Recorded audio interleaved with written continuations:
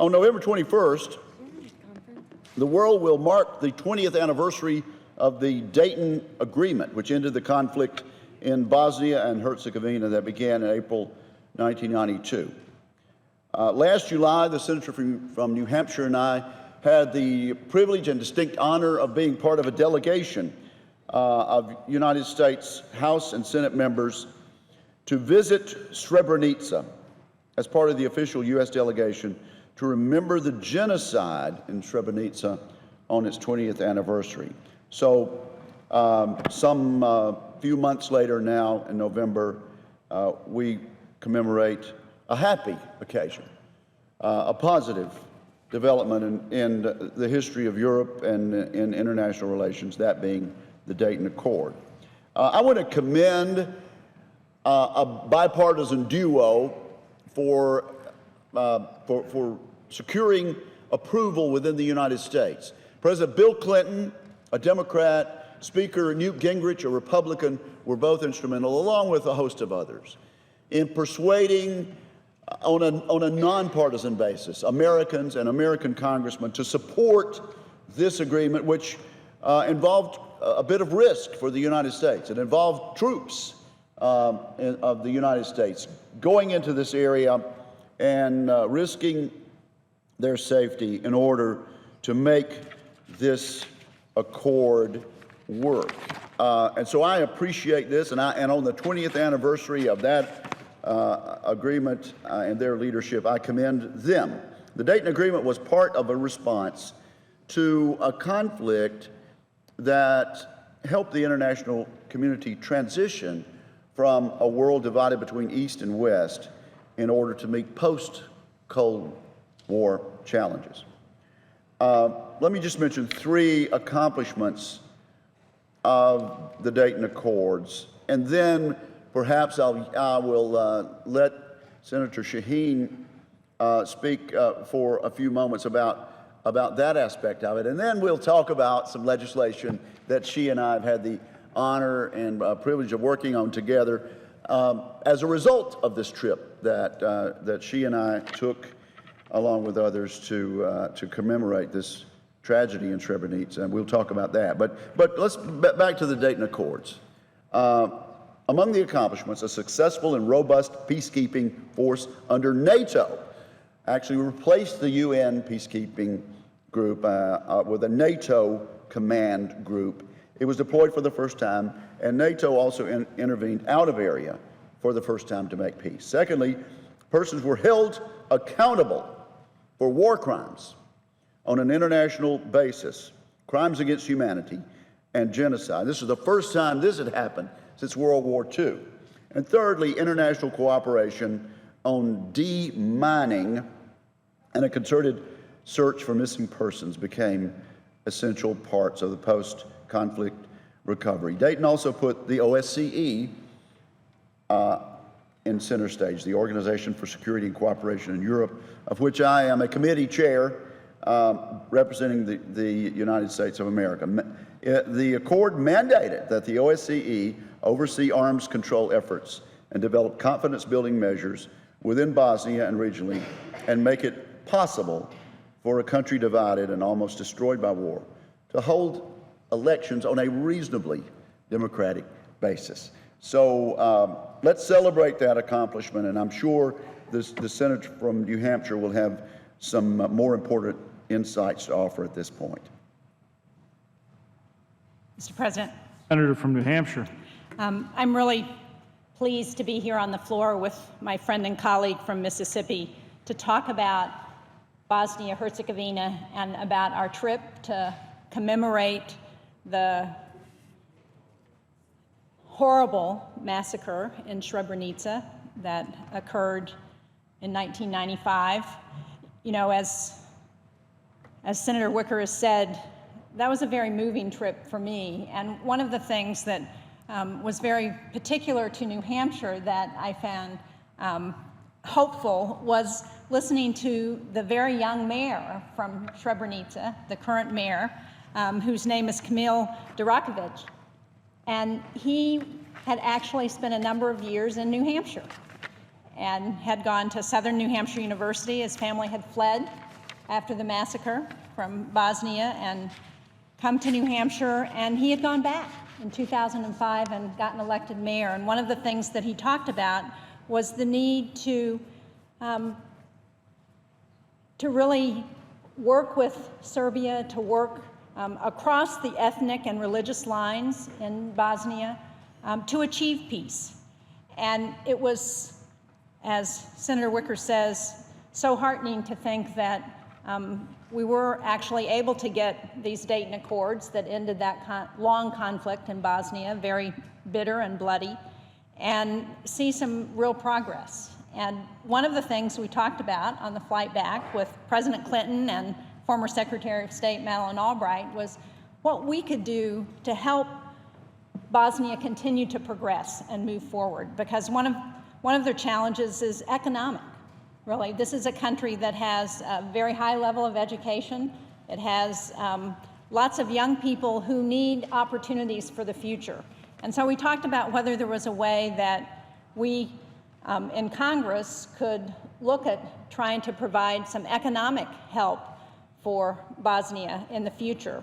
And so we came back and looked at how we could work together to come up with an idea that might be successful. And what we came up with, and it was another tremendous bipartisan effort, was to look at the enterprise funds that were done after the fall of the Soviet Union in some of the Eastern European countries, that enterprise funds that were passed by the Congress with bipartisan support that really helped those fledgling private sector economies after the fall of the Soviet Union begin to recover. And so we took that model, a U.S. enterprise fund focused on Bosnia and Herzegovina, and this is the legislation that we're going to be introducing. And I think, I don't know how Senator Wicker feels about it, but I think this offers real opportunity to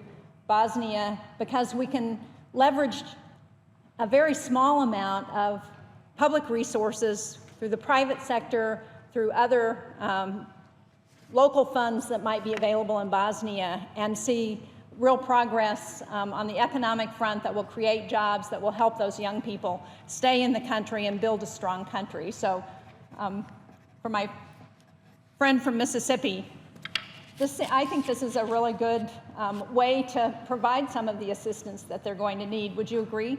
I certainly agree with my colleague from New Hampshire, and I commend her for her leadership in getting this legislation drafted. It is an opportunity to provide a real meaningful chance for Bosnians and Herzegovinans to live the good life and to remain in the area. But it's also in the absolute national security interest of the United States of America. We can't tend to everything, but what we saw 20 years ago, 25 years ago and forward, with the war in the Balkans, what could happen and what almost happened to security in all of Europe. And we know that this has been a flashpoint down through the decades and the centuries even. And so to the extent that we can address some things that we didn't get done at Dayton, this will help people in the region and the former Yugoslavia, but also help the United States of America. You know, that the Dayton Agreement was a crowning achievement, but it didn't provide Bosnia with a constitutional framework and political structures that could effectively govern on into the 21st century. And the senator from New Hampshire and I certainly saw that. We were meeting with the tripartite head of the government after the ceremony that we attended. Dan Surwer of Johns Hopkins University recently observed, "We oppose the Dayton Accords, but we opposed what the ethnic nationalist warring parties told us they could live with. It is therefore unsurprising that one way or another ethnic nationalists have dominated Bosnia almost continuously, making it ungovernable since 1995. So we're hoping that the Bosnians and Herzegovinans can address this issue. And while they're doing that, Our legislation, Mr. President, would establish an enterprise fund directed by a board of Americans, American investment professionals, capable of leveraging both public and private funding to provide entrepreneurs access to the same kinds of loans and investment opportunities afforded to small and medium-sized businesses here in the United States. By strengthening the private sector in Bosnia and Herzegovina, this legislation would help create space to continue moving forward on the political reforms that I just alluded to. As the senator said, it would establish an enterprise fund modeled after United States programs that supported Central and Eastern European economies after the fall of the Berlin Wall, with approximately $10 billion of public and private funding. I would also point out that this legislation doesn't score as an expense. And I think we're being very frugal with the authorization that we're providing to the Congress to build on this if our legislation passes. Per capita income in Bosnia and Herzegovina averages less than $5,000 annually.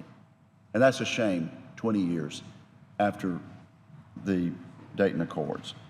Compare this from $5,000 a year per capita to $13,000 per year right across the border in neighboring Croatia.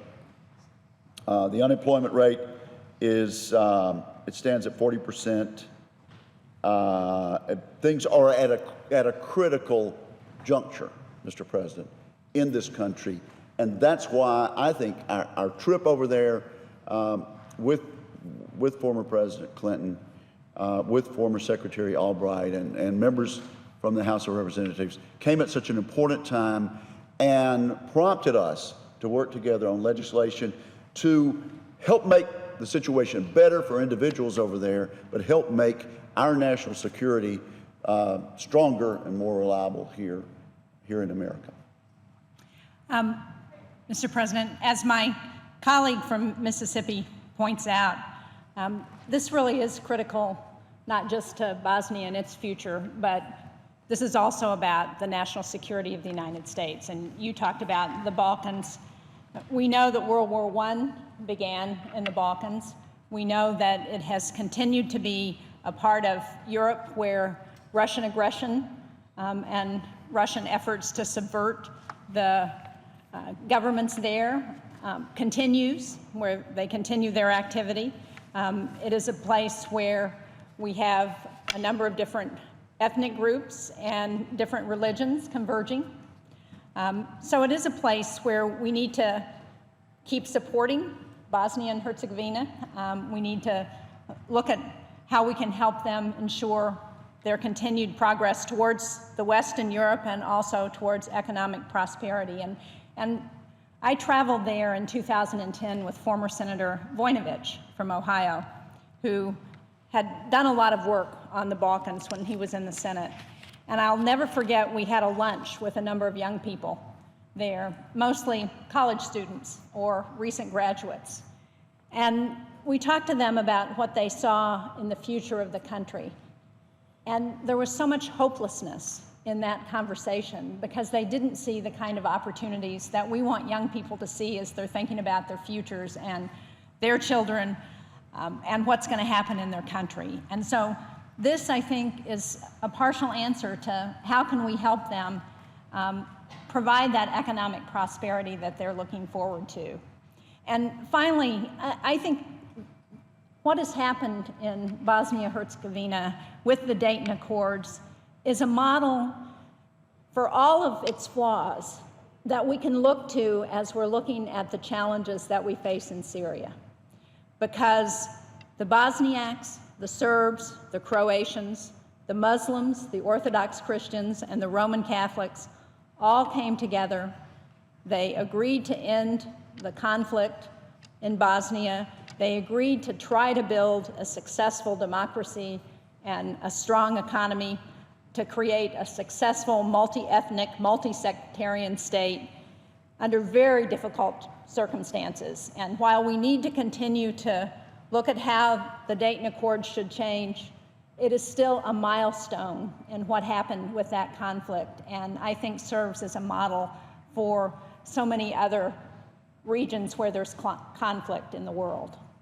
Mr. President, the senator from New Hampshire makes two very salient points that I do want to underscore. And it pains me that we have to be on the floor of the Senate this afternoon talking about an aggressive Russia. Russia was trying to help 20 years ago in the Dayton Accords. They were trying to be part of getting things done. This is no longer the case. Russia and some of the few countries aligned with their interests now seem to be trying more to block effective responses to the international problems. In addition, some of the aggression of Russia and Ukraine, for example, is eerily, troublingly reminiscent of some language in previous decades. Talk of violating a neighbor's sovereignty and territory, claiming that they're doing nothing more than defending a threatened local ethnic population. That is troubling and familiar rhetoric from a very dangerous past time. So I would underscore the senator's point there about Russia. And before I toss it back to her to close, I would simply say this about her comments about American leadership. No one could have made this work except for the United States of America. In the early 1990s and in the mid-90s, there was one people on the face of the earth, and that was the Americans. The world turned to us, and we stopped a conflagration in Europe that was about to get out of hand. And with regard to Syria, I'm so glad that my friend mentioned this. The United States is being looked to internationally for leadership. No one else can provide that leadership. And again, it's incumbent on us to help people that are suffering in other locations. And we want to do that if we can, to the extent we can afford it. But we need to act with leadership on behalf of the United States of America, on behalf of our own citizens, on behalf of our own national defense interests, and the interest of every American to live in the absence of fear from terrorism and the attacks and ill wishes of those who would cause us ill and injury if they possibly could. So I very much appreciate her point about American leadership. And I know that this will not be done unless we do it across the aisle. That's why it means so much to me to take the floor this afternoon in this colloquy with a Democratic senator from New Hampshire and I, a Republican senator from Mississippi, pushing in the same direction and asking for American leadership. Well, let me just thank my colleague. As you point out, we represent two very different parts of the country. Although we are both Ole Miss graduates. We share that in common. Yes. But the fact is, this is a bipartisan issue. As you point out, the United States brokered that historic agreement in Dayton. We were the only country that could really take that leadership. We need to continue that role in the world. And I look forward to working with Senator Wicker as we try and move this bipartisan bill to support Bosnia and Herzegovina, and continuing to be vigilant on efforts to undermine democratic values wherever they exist in the world. And certainly this is one place where we can provide help in a way that's very important. So thank you very much, Senator Wicker. And I thank the senator from New Hampshire, and Mr. President, I would note the absence of a quorum.